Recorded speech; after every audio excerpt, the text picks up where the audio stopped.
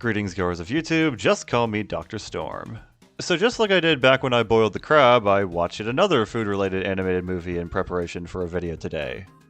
Except this one was actually pretty great. Cloudy with a Chance of Meatballs is a 2009 animated family film released by Sony Pictures Animation that's loosely based on a children's book of the same name. The film is about an inventor named Flint Lockwood, voiced by Bill Hader, who manages to make a machine that rains food from the sky. The machine improves everybody's lives in Flint's small island town of Swallow Falls, and it turns him from a screw-up looked down upon by everybody else into a well-liked and respected figure. However, all is not sunshine and lollipops forever, as the food the machine rains down gradually mutates and becomes much bigger, leading to Flint having to end his own creation in order to save his town as well as the rest of the world. Other characters in the movie include Sam Sparks, voiced by Anna Faris, a weather girl who's secretly a nerd like Flint and who serves as his love interest, Flint's dad Tim Lockwood, voiced by the late James Caan, who doesn't really approve of him being an inventor and who expresses concern and caution about his invention, Mayor Shelbourne, voiced by Bruce Campbell, the, mayor of Flint's town, who schemes to use Flint's invention to turn the town into a highly profitable tourist spot and who also becomes fatter as the movie goes on. Flint's pet monkey Steve, voiced by Neil Patrick Harris, who uses a communication device Flint invented to speak.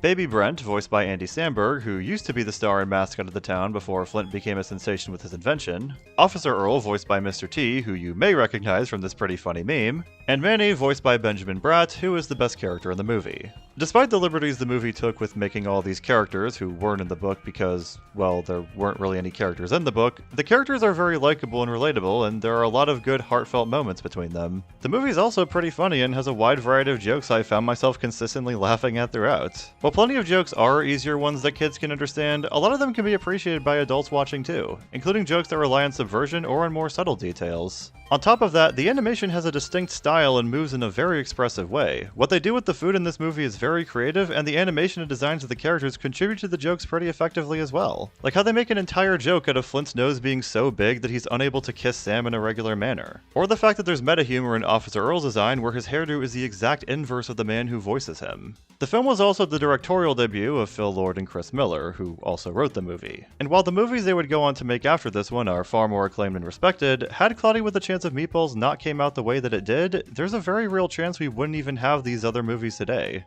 Though personally I think Into the Spider-Verse is better than Across. I'm not going to go into my thoughts on why here, because the last time I spoke publicly about this movie, I kinda started the Second American Civil War on someone else's YouTube channel.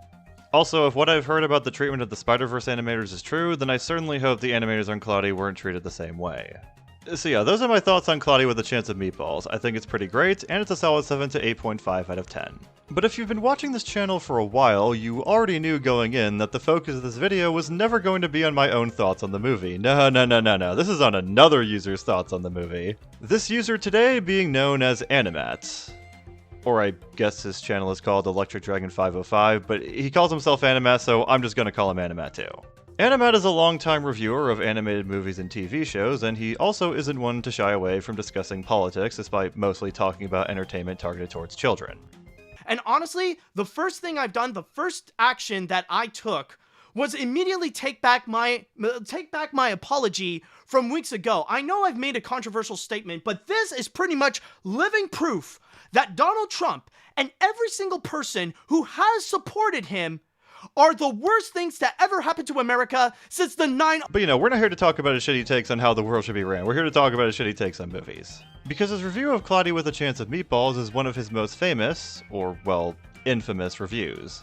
AniMat, at least back in the day, really hated Sony Pictures Animation, and because this movie was also released by Sony, naturally he hated it too and really tried to tear it a new asshole. The fact that I'm even covering this video at all should already tell you how successful he was in that endeavor, but it's all about the journey, not the destination. So without further ado, let us rain our judgment down on AniMat's review of Cloudy with a Chance of Meatballs. Also, I just want to get this out of the way now, but yes, AniMat actually does look like White Bowser. There, now I don't have to write a clever joke about it later. Now, since this is a more special occasion, I decided to step in and Okay, I'm sorry. I know we're just like 5 seconds in, but we absolutely have to talk about this man's presentation. Like, what the flying fuck is this outfit? A blue t-shirt with some unclear design and text on it, a yellowish button-down shirt with a dragon and some Chinese or Japanese text on it that clashes with the t-shirt, an orange hat that clashes with both articles of clothing I just described. He's got a landline phone, pencil sharpener, and Blu-ray player all smushed together on the desk when there's just so much space on that entire side. There's like a sword or something stuck in the handle of the top drawer. The fact that he's even using a Mac at all is grounds for making fun of him. And then he just got some Rayman Raving Rabbit figures up by the Blu-ray collection for some reason. Like, AVGN's fit is clearly him dressed as a stereotypical nerd because he's the angry video game nerd. And the Nostalgia Critic is pretty casual in dress, but the blazer, hat, and tie do kind of help give the impression that he's your generic snarky critic who's trying to shit on movies as a profession. AniMat, however, is an animated movie reviewer, but looks like a tourist who's staying at an Airbnb while vacationing in Hawaii. Like, I'm sorry, but what the fuck are you going for here, buddy? Now, since this is a more special occasion, I decided to step in and make a more proper introduction to this. Oh shit, this sounds serious. And for those of you who are wondering, no, this is not going to be like my Cloudy 2 review, where throughout this whole review, I'm going to be just in front of the camera just talking about it. No. This is going to be like any other review, and it will have the same structure. It's only going to be in the beginning and the very end of my review, like you'll see me in front of the camera. But anyways, back onto my intro. Was it really necessary to announce how the review was going to be structured if you acknowledge that the review was mostly going to be the same anyway? It's kind of just like Sonic Sega Gamer announcing what YouTube intro he was using for that one video, though not wasting nearly as much time. However, I'm going to use my older intro as part of my rant, like my intro. This will be my intro rant. So for those of you guys, and sorry if the intro rant is actually way too long, but now for those of you who have watched my videos, like quite frequently, some of you may know that I do not like Cloudy with a Chance of Meatballs. In fact, it's one of those films that always pinches a nerve every time it's brought up, no matter where it is. Damn, he even spit when pronouncing the P on pinch. You know he's got serious beef with this film. In fact, throughout this whole time, I've been calling it several different names. From Cloudy with a Chance that this sucks. What, not Cloudy with a Chance of Dick and Balls, or Cloudy with a Chance of Meat in Your Mouth? The words meat and balls are both in the title. Chance that this sucks was really the best you could come up with? The Cancer of Animation. You know, maybe Cloudy with a Chance that this sucks wasn't that bad of a name. The Disgrace of Animation, and also my arch nemesis in the form of an animated feature. Jesus Christ, did this movie burn down your house or something? In fact, the sequel, Cloudy 2, is literally one of the worst films I have ever seen, period. And so far has the lowest score ever in my AniMat's reviews. So wouldn't that movie be your arch nemesis then, and not the first one? Or did the second movie just call you fat in high school as opposed to committing arson? What's actually interesting about Cloudy 1 is that the only thing you know from me is that I say Cloudy sucks. That's it. No major explanations or stuff like that. The most that I've ever explained about Cloudy 1 was in my Cloudy 2 review, and that's practically it. I never really went down to like the major problems and all that kind of stuff, or like go into it in full detail. Kind of weird to review the second movie before the first one then if you hate them both, but whatever. So, not only is this review going to be just like any average review where I look at the strengths and weaknesses and say if it's a good or a bad film, but this will also answer the big question that a lot of people would have. What is my problem with Cloudy with a Chance of Meatballs? There was a really weird fade transition between sentences there. So, with that said, this is not going to be a review for the fanboys or for those morons who just want to hear good things about it just for their own self-satisfactory needs. This is a review for those who want to listen and to understand what I have to say about this film. I mean, I don't doubt the internet is full of assholes, but you're kind of just coming across as really pompous and stating that anybody who disagrees with your opinion, even by the end of this video, is just a stupid child for doing so. The gacha community is full of a bunch of close-minded and predictable goblins who hate the idea that the product that they look too deeply into and have a bit too much personal investment in as an attack on them and their self-esteem. Solo, shut the fuck up. You're being stupid here, okay? So, what is my problem with Cloudy with a chance of meatballs? Let's find out. Oh my god, the fucking spite dripping from his lips. You just know this is going to be a good review. The story. Okay, well that fucking transition was rough. Like, the fade was so long that you could just see him recording himself trying to stay still after finishing his sentence in this ridiculous pose and facial expression. And after he goes in this long, serious he touched me here speech about the movie and sounds really pissed at the end, he's got an unrelated still from the movie with some shitty-ass font and just says, "The story," in this ridiculous delivery. If you didn't think AniMat had a weirdly high-pitched voice before, you're certainly going to. I don't think I'm going to break any hearts when I say that the story isn't the most original piece out there. It's the same old underdog story retold so many times where the main character starts out as a loser, then becomes big because of a thing he did, the thing goes haywire, he's back on the bottom, and now he has to fix the problem to save the day. I mean, the general concept of an underdog is something that can easily touch and relate to a lot of people, and thus it's a pretty popular story structure. Granted, an underdog story isn't automatically good on its own. There are certainly disastrous examples of underdog stories, but there are many good examples of well-executed underdog stories, and I feel confident in saying that Cloudy with a Chance of Meatballs is one of them.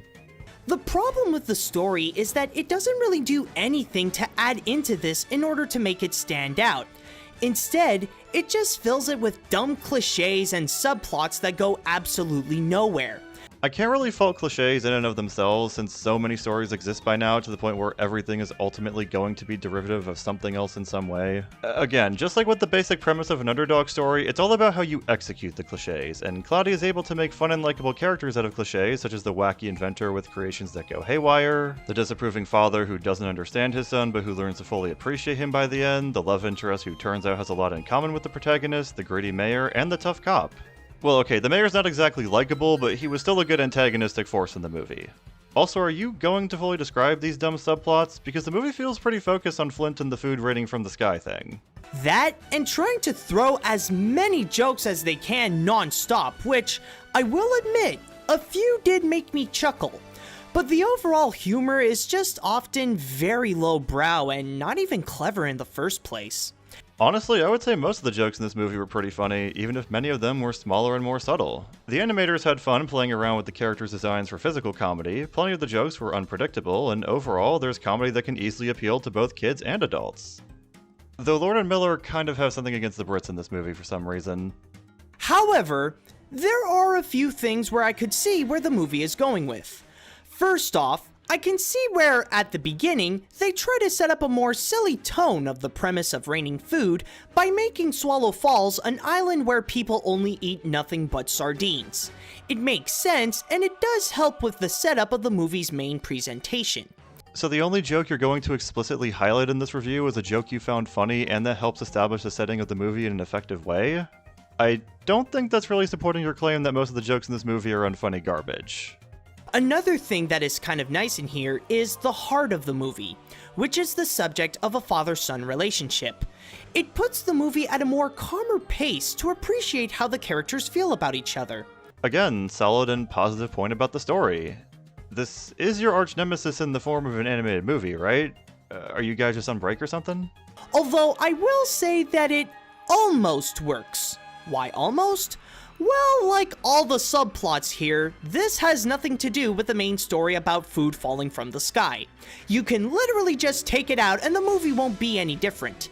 I actually did discover after rewatching the movie just recently that Flint's dad wasn't originally meant to be his dad. Amy Pascal demanded there be an anchoring relationship in the movie for it to truly be a success. Thus, an extra who owned the talco shop was promoted to being Flint's father in the final version of the film, so that the story could then be about an inventor wanting to prove himself to his dad as well as to everyone else. So yes, while AniMat is correct that you could have still made a movie about food falling from the sky without the dad, the movie isn't really worse with him added into the mix, and what we could have gotten could have also been a potentially worse movie had Tim Lockwood not existed as Flint's dad. Also, to say Tim has nothing to do with the food falling out of the sky thing is just wrong. Ignoring the fact that the sperm cell that created the man who made the food fall out of the sky came from Tim's own balls, Flint earning his father's approval is a major motivator for him.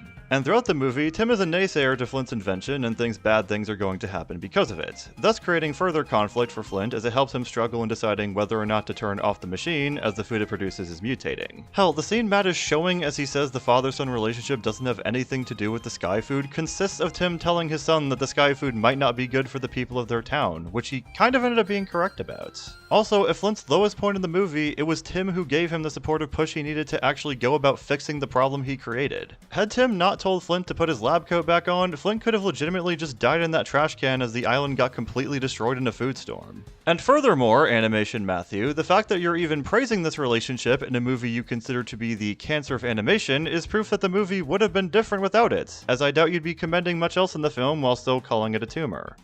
That, and adding the father-son relationship plot doesn't change the fact that there are still plenty of other films that already told this story. Even worse is that many of them did it better. Kronk's New Groove is not a better option than this movie. Go fuck yourself for even considering that. Also, seeing as how you would later go on to give Kronk's New Groove the same crappy score as Cloudy with a Chance of Meatballs, I'd say this statement has aged pretty poorly. And when you have better options available than this, you're just left with something that's just a case of lazy writing. Oh, that was it for story and writing? Just 2 minutes? You didn't even highlight any negative examples of things you complained about. You just pointed to positive ones and said, well, Simpsons did it first, so it sucks. Wait, no, sorry, that was a bad impression of you. Let me try again. Well, Simpsons did it first, so it sucks! The animation. Okay, so just as a warning, this is where the review starts to get really funny. Let me start off by saying that there are some things in which the animators did a decent job at. First off, the island of Swallow Falls looks nice as a little town near a pier. A bit generic, but still fine as it is. Oh, but if it's generic, then it can't be praised for being good animation, now can it, Matt? Also, I cannot deny that the work they did on the food is quite creative, giving out ideas and visuals that come in all shapes and sizes and makes the film really look colorful. I fully agree. They did a pretty great job adapting the imagery from the original book. But then comes the movie's elephant in the room. The character animation and the character design. Yeah, the character designs and animation are good.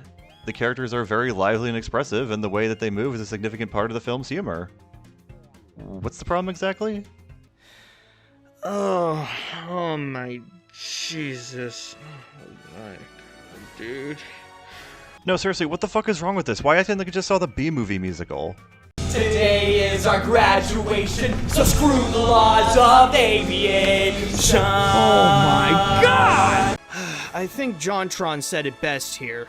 Oh, are you serious?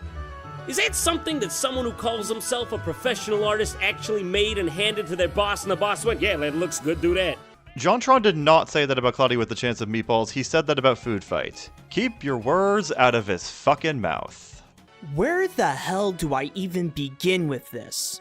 Well, I guess I could start with the character design looks like it was entirely done by a brain-damaged chimpanzee. Okay, so you begin with an insult that's not really a proper critique of the animation whatsoever. Not really selling me so far. In any other animated feature, an actual character designer who would do his job would make something that would look kind of realistic, yet also artistic at the same time, making something that looks believable, but also something that belongs in its own world. What the fuck does any of that even mean? Cloudy is very clearly stylized and exists in its own world, but it still looks good despite things being exaggerated from how we would typically see them in real life. And why does an animated movie's art style need to look realistic? Typically when you try to go for more realism, your project ends up looking more dated as technology progresses. A distinct art style trumps going for realism 9 times out of 10. Also, I think you need a prescription for your glasses because these two characters look almost nothing like Sam and Flint. What movie even is this? Rio? It was kind of hard to tell without the birds being there since they're the main characters. I've never seen Rio or anything, so maybe it's a fine movie, but my interest in the film has mostly been in the scene where, well, if you've been watching this channel for a while, you're smart enough to figure that one out on your own. This, however, is something they want to make in order to get fired from their job! No, it does not. In fact, now that you've shown Rio and Cloudy side by side, albeit with Rio being a still from the movie, Cloudy looks like it stands up a lot better in the current year. I can tell you that no professional artist would ever look at this and think that this is acceptable, let alone for a computer-animated movie. Except the professional artist did approve of this, because the movie came out this way and was a success. Cry about it, bitch. Even you, the person who is watching this review, can create a design that looks much more professional than this mess. No, I could not. And neither could you for that matter, Matthew. And if the design wasn't enough, the character animation is the pile of salt to an open wound. It tries way too hard to be so over the top and so spontaneous just to make the audience laugh that it crosses the line and it's not even funny anymore. Except as I've already stated before, the animation actually plays into the humor by creating physical comedy that both supplements jokes and creates them. This is probably just going to be some autistic rant, but you want a better example of animation being too over the top, Matthew? Well, look no further than the very game I've been showing throughout this video as background footage, Zenless Zone Zero. ZZZ's cutscenes have very bouncy physics, and the characters in the cutscenes can squash and stretch like how a cartoon would, which is definitely different from its peers on the market, but there are two problems with this. The first problem is that they do it too much to the point where it kinda just stops being fun to watch. Hell, even when the characters are just standing still talking, there's just this bounciness to them that's honestly just really distracting. The second problem is that the characters only move like this during the animated cutscenes, which don't come up too often in the game. The rest of ZZZ consists of still comic panels, generic visual novel style dialogue between characters that don't get very animated, walking around in the overworld with character models just standing still, the stupid fucking TV dungeon crawler that they just stopped doing a lot of because everyone hated it, and the combat, which doesn't seem to give the characters that same bounce or squash and stretch that's seen in the cutscenes outside of maybe Ultimate animations. As a result, whenever you see the characters moving around with this excessive bounciness in the cutscenes, it looks incredibly jarring because the rest of the game just doesn't move like this whatsoever. Now don't get me wrong, I don't deny that ZZZ's animation is technically impressive, and I'm very thankful that some select moments put in that extra jiggle. But it gets to the point where a lot of the over-animation, as some might call it, just feels like it doesn't serve much purpose other than to flex the game's budget and talent. So now that I've told you my gripes with the animation of a game, let's get back to a guy failing to explain his gripes with the animation of a movie, shall we? It's just sad, desperate, disgusting, and it's only appealing to those who enjoy the recent Happy Madison films. I mean, it's practically the same style of humor and as effective. Happy Madison movies are a lot more crass, dirty, and very clearly geared more towards teens and adults. The farthest Cloudy goes is a monkey throwing his own poop. Have you actually watched an Adam Sandler movie, or are you just comparing them to Cloudy because other people say they suck? And you know what else? This looks like one of those shitty Conway gags from Modern Family Guy! In fact, here, let me show you a little something. You know how I have to go through this entire film? Alright, hold on a second. Let me just... Here, gonna take this, gonna minimize it as much as I can. Then, oh, and also I gotta take off my glasses so I don't see much, and there. You know when the animation is so bad that you have to not see it in order to watch it. Yeah, and you know your desktop background is so bad that you have to put a good movie over it and blur it out for a joke just so that it keeps me from wanting to gouge my eyes out. Seriously, this is something that I expect from Video Brinquedo, not a big budget animated feature. No, Video Brinquedo is very clearly significantly worse. Even Hoodwink did a better job than this. As someone who watched Hoodwink more times than I'm proud to admit when I was a kid, no, Hoodwink's animation just straight up looks unfinished in places. Also, really interesting that you're willing to show Hoodwinked footage to support your points, even though Hoodwinked looks noticeably worse and cloudy when compared side by side anyway, but you didn't show Video Brinquedo footage when you were talking about it earlier. Almost like you knew your hyperbole there was bullshit. Like I said, there are a few good things about the animation. Such as? But what they did with the characters is why the animators should seriously consider a career change. Oh, okay, I guess we're just not going to hear them then, and we're just going to keep insulting animators. Cool, yeah, no, they totally need that when they already get fucked over even when putting in good work. The characters. Okay, let's see what we got so far. Let's see, we got a very generic story. That's still executed well. Hideous animation. That's not actually hideous and you're just being a baby. What are we missing here? Ah, yes, characters that make the viewing experience really painful.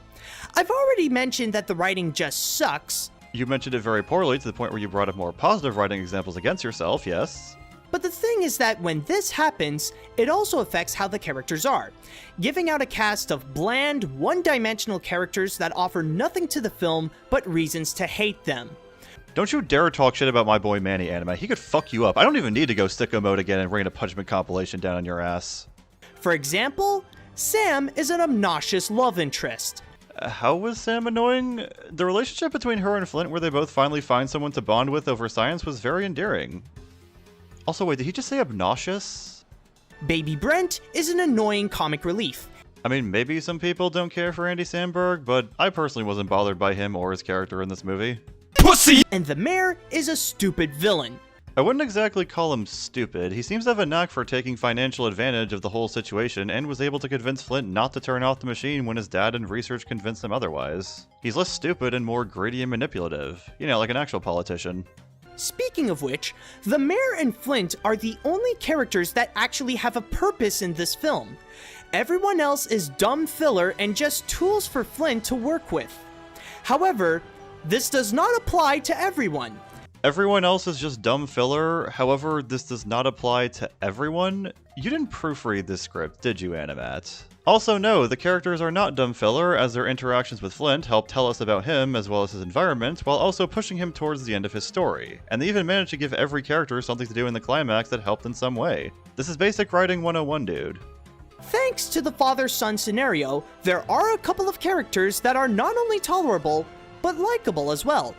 With the first one, Earl, although there are times he acts more like a Mexican jumping bean, I know the character's black and not Mexican, but the simile still feels racist somehow.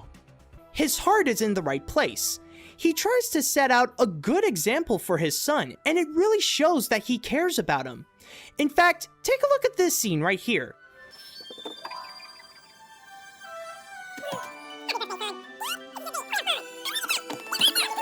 This scene alone is truly a heartfelt moment, and you could only wish that there are more scenes like this instead of stupid crap like this. There are plenty of heartfelt scenes like that, though. They're all over the movie. Did you watch the movie at all? The other character whose heart is in the right place is Flint's dad, Tim Lockwood. Like Earl, he cares about his son, and even if he doesn't want Flint to go out and make his inventions and stuff, that's because he's just concerned about his safety and just wants him to have a more safe and stable life in the family business. Okay, so once again, you're going more in-depth on what you like about this movie while just brashly throwing insults with little critique when talking about what you hate. You do think this movie is bad, right? But then we have the main and also the worst character of the bunch, Flint Lockwood. Not only is he just a generic inventor character where he just wants to invent because he's just naturally interested in science, and his late mother motivated him to be a good inventor when he was young. That's enough of a reason to want to invent things to change the world, especially when your town's kind of crappy and could use some improvements, which you acknowledge earlier that the movie establishes as a point of praise. But also, like this movie, he thinks that anyone who watches this is an idiot. Flint isn't rude or condescending, though. You sure you're not just projecting there, dude? So instead of having actual character development, he rather wants to move around like an erratic wet noodle. He can simultaneously be goofy while still having a meaningful character arc, though, which he does in this movie. Which makes him a combination of all the hateable characters into one, making him stupid, obnoxious, and really annoying. He's not stupid, as he needed to be intelligent to create his lab and all his inventions in the first place. He's not annoying, as he has a lot of relatable and touching moments with the other characters. And you still can't pronounce the word obnoxious to save your life. And that's another reason why the heart of this film almost works. Unlike Earl's relationship with his son, where it shows the love from both characters, is up to Tim to give out all the heart, while Flint is such a hateable character that he just becomes a lost cause. There's no point in loving one but not the other in order for the movie's heart to work. But there is heart to Flint. He very clearly looks back fondly on his late mother, and he very clearly cares about his dad to the point where he wants his approval and is overjoyed to finally hear him say he loves him at the end of the film. Not to mention him and Sam's growing relationship where they're a couple by the end of the movie. I'm sorry that you don't care for Flint, AniMat, but he's not a heartless dick. When the characters are good, they become likable. But when they're bad, they just make the movie insufferable. But you haven't really explained why the characters are bad or presented us a solid reason for us to actually dislike them. You kinda just insulted them all except for Earl and Tim. This is one of those things in life that shouldn't exist, yet it does, and people lost faith in humanity because of it. No, I think it's just you who lost faith in humanity because of one animated family film. Although that Cloudy with a Chance of Meatballs does have some creativity with food and a bit of heart, it doesn't change the fact that it's a terrible movie with awful writing that delivers a very generic story along with annoying characters, and possibly the worst animation in the history of cinema. This coming from an awfully written review narrated by a whiny dimwit with an ear-grating voice and some of the most mediocre editing I've ever seen on YouTube. If I must make a recommendation, just throw away the movie. That thing shouldn't even be as popular as it is now. And instead, replace it with the original book it was based on. Or, you know, both can exist since there are two different mediums of entertainment. It's kinda hard to turn a book with no-name characters into a feature-length animated film, and it's not like the movie replaces the book. They're both entirely different experiences you can enjoy simultaneously. I can guarantee you that this is much more charming and pleasant, and it has something that the movie never did during its production. A professional artist who worked on it. The movie also had professional artists working on it. You just don't like their artwork. Also, I read the book as a kid in school, and it's good, but yeah, I don't think these illustrations would be very easy to make charming and pleasant in a kid's film. Would this be the worst animated film out there? Not really. I wouldn't say it's as bad as its horrendous sequel or most of the Weinstein films. This well-made movie is better than these other pieces of trash? Well, holy shit, another correct statement that's a point of praise in the film's favor. But if that's the case, would that be the reason why I have a problem with this film? Because it's a bad movie? Well, technically yes, but not quite. The full answer is much more complex. Now, I understand the importance of being different as an animated feature. Okay, where are we going with this? To stand out from the rest and to offer something no one else would. This is why films like Fantasia and Yellow Submarine are considered some of the greatest films in animation. However, just because a movie is different doesn't mean it's a good thing. The way you're framing this kind of makes it sound like you're about to go on some racist tirade against the movie, but go on. Sometimes there is a reason why no one else like Disney or DreamWorks would do that. Yeah, it's almost like Disney and DreamWorks are both different companies from Sony, for better or worse. And Cloudy is the quintessential film that is different in the worst way possible. Why? Well, as you may know, animation is having a very hard time to be seen as a respectable film medium instead of a genre only meant for kids. What this movie is doing is just enforcing that stereotype, making the animation industry look bad by presenting something only little kids with no sense of good quality can easily be distracted to. But this movie has jokes that appeal to people of all ages, and the movie was a success to the point where the directors moved on to direct other successful films that are seen as more mature than a typical kids movie, including animated films that you ended up being a fan of, AniMat. If we want to blame someone for animation being seen as a kids medium, then we should blame actual bad films that put in far less effort to appeal to the parents watching these movies with their kids. But what makes it even worse in this case is how people are so forgiving to this film, just by how it is as a dumb kids film and the minor novelties it offered. Yeah, it's almost like the film is actually good and you're just a fucking moron. Rather it be the food animation. Oh, so the animation in this animated film is good? So it achieved one of its major goals? The small use of respectable actors like Mr. T, Neil Patrick Harris, James Caan, and Bruce Campbell. So they have good voice actors that make the characters feel alive and help the audience get invested in them? And the fact that this is the directorial debut of Phil Lord and Chris Miller, who would after rightfully leave Sony Pictures Animation in order to actually make good films for once. Oh, so you acknowledge that this was around the start of Lord and Miller's successful careers as movie makers, and that they went on from this to make other successful films, with at least one of those films being animated. Have you figured out that this movie's not shit yet, or do we still need to give you more pieces to assemble the puzzle together? And through this positivity and attention, it only gives the general public the idea that all animated films are just dumb cartoons only catered to kids. Literally nobody else is saying this just because Cloudy with a Chance of Meatballs exists.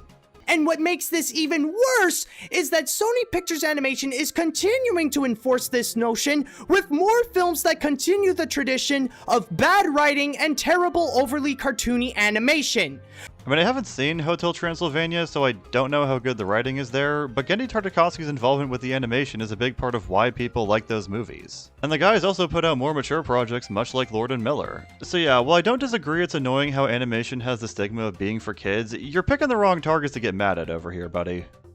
But now with the news that the whole company is moving from LA to Vancouver, let us pray for the industry's sake that this means a fresh start for Sony, and that they can forget their wrong notion of that cartoon nonsense. They most likely moved to Vancouver to save money. I don't think they did it because they're deeply ashamed of their past and want to repent. Otherwise, they will eventually slip up and see the same fate as those who previously stood in Vancouver. So wait, Pixar had a studio in the same place Sony moved to that shut down? But Sony moving there is a good thing because they'll get a fresh start. What the fuck are you talking about? Is Vancouver cursed or not? If there will ever be a day when animation would be taken seriously by both the film industry and the general public, then this film should just disappear. Gone in the pit of obscurity that shares with other animated films of the same quality like Legend of Oz, Mars Needs Moms, and Space Chimps. Well, cry harder, Matthew, because people love this movie and the only relevance that Space Chimps will ever have is that one funny Letterboxd review that calls it a crack-ass film. Because like the previously mentioned, this is nothing more than cartoon junk. In fact, as Flint Lockwood himself said it best, "This is junk. This is junk. This is junk." Hey Matt, I have another funny meme involving the scene I'd like you to see. and for the junk that it is, the only thing it deserves is the AniMat seal of garbage. Well, good to know that if I ever see this on something in the future, then it means absolutely fucking nothing.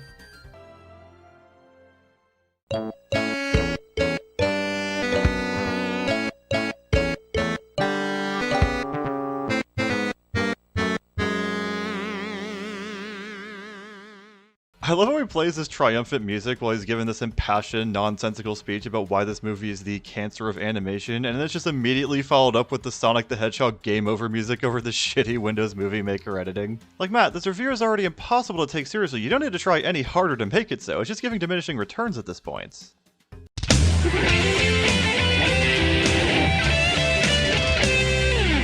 Holy fuck, 3 different organizations have their logos plastered on this review? 3? Like, one I could maybe understand, but fucking 3 separate entities are claiming a hand in this shit? Hey guys, this is AniMat, and welcome back! What do you mean, welcome back? We've been watching this exact same video where you've been speaking this entire time, much to our dismay. Now, the funny thing that I want to mention about this review is that ever since I picked it out of the animation hat, a lot of people have been emailing me not to review this film. Wow, can't imagine why they told you that. Also, how does the animation hat somehow look uglier than the hat that you normally wear? To actually, like, pick another movie out of the animation hat and giving me these messages like, "You've suffered through Cloudy Review, why are you making it even worse with Cloudy 1?" and all that stuff. I just find that kind of hilarious, but, Yeah, sure, they were telling you not to review the movie because it was just that horrible to sit through. Mm-hmm, absolutely. Yeah, no, they totally weren't telling you that because they knew you were gonna fuck up reviewing it. If I could be very honest, I'm actually very, very happy and finally relieved that I can finally review Cloudy with a Chance of Meatballs and have this opportunity to do this. Because I've actually been holding this in for a very long time, like ever since I first saw the movie in preparation for the sequel. And now that I finally did this video, I finally said what I have to say and said how I feel about this movie and all that stuff, and finally put it all together and put it in this one big video for everyone to watch and to listen to. Yes, and the final result was one of the single worst reviews for an animated movie the world has ever seen. That is if the people are willing to listen and not be idiots on the keyboard going, "Screw you, I like this movie, you are wrong!" But, alright, but, anyways. No, we listened to what you had to say. You just had a lot to say that ranged from nothing to sheer stupidity. Also, don't ever impersonate people who don't agree with you using the loud idiot voice if you ever get into YouTube, folks. 9 times out of 10, you basically just lost once you've done that. Another thing that I want to mention is that is everybody who's gonna watch this think that I am right about this movie? Not really, no. Well, that's one of the few correct statements you've made in this entire video. Is everybody who watches this video will agree with me about this movie? No. And they shouldn't agree with you. Because your review fucking sucks. Well, not really, no. Well, that's the thing with reviews and stuff like that. Not everyone is going to agree with what I have to say no matter what film it is. Rather it be a great film like Frozen or a terrible movie like Legend of Oz. But the thing is that the only thing I asked from you guys from this review is just to understand me. Now, not just understand the big picture and just think that AniMat says Cloudy sucks and he gives it the AniMat seal of garbage. No, not that. It's to understand everything that I said in this review. Your review is so angry and incoherent that I somehow understand why you dislike this movie less than I did before watching it. Why is the story lazy? Why does the animation not work? Why are some of the characters annoying? None of which you competently explained. And even some of the good things. Why does the heart of the movie almost work? Why are characters like Earl and Tim such great characters in this? Things that you for some reason put more effort into explaining than you did into what should have been your main arguments for why the movie is bad. And all that kind of stuff. And, you know, if I can manage to have at least one person to actually listen fully to this review and understand everything that I have to say and put it and like make the person think and like put what I say into consideration, then I know that I have succeeded as a film critic. That's a very low bar for being a successful film critic, and even then, I don't think that one person who watched this video and sincerely considered what you had to say actually exists, especially not in the comment section on this video. But anyways, now that this is finally over and the franchise is fully dead as it should be, it's time to move on in the next review, In the Animation Hat. And by the way, if you guys have an animated film you would like to suggest, You couldn't have just done another take where you don't stutter or just have done one of those sneaky fade transitions like the one you did earlier? and I would put in the animation hat, then write me an email at animatsreviews@gmail.com. Alright, so I have never been this excited to do this again in a while. Yeah, I pulled the South Park movie out of his stupid hat, but it doesn't really matter because the video's pretty much over. So that was AniMat's review of Cloudy with a Chance of Meatballs, and I think there's a pretty good chance you'll agree with me that this video sucks. He just came off as an angry child who was butthurt other people didn't dislike something he did. His criticisms just boiled down to childish, unfunny insults and half-baked points he didn't really elaborate much on. And he somehow put more effort into speaking coherently about the positives of this so-called bad movie than he did the negatives. 10 years have passed since this review, so maybe his thoughts on the movie have changed and maybe he's mellowed out a bit. But regardless, this video will forever serve as a great example for how not to review a movie. Because when you prepare something shoddy like this to dish out your grievances against something, the only parade being rained on will ultimately be your own. Like or dislike the video depending on what you thought of it, share your thoughts in the comments down below, subscribe if you'd like to see more of my content, and have a good day or night.